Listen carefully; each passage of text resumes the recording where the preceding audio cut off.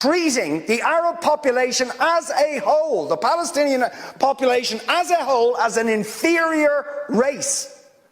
I mean, it doesn't get stronger than this. And yet you want to be careful about your language.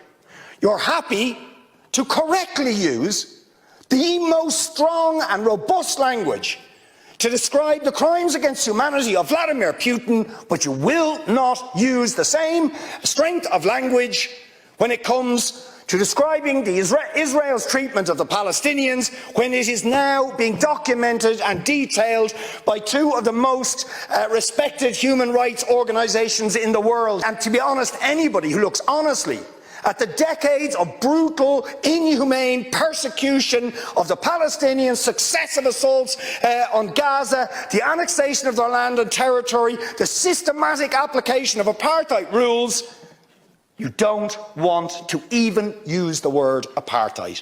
Never mind sanctions. 5 days sanctions against Putin and his thugs, 70 years of oppression by the Palestinians, and it wouldn't be, what was the word you used? It wouldn't be helpful to impose sanctions.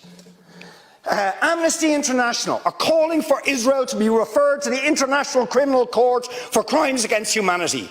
Will you support it? They are calling for targeted sanctions against Israeli officials who are perpetuating the system of apartheid, just exactly the same types of sanctions you've just initiated against Vladimir Putin. Will you support it? And I think the answer is clearly you're not going to.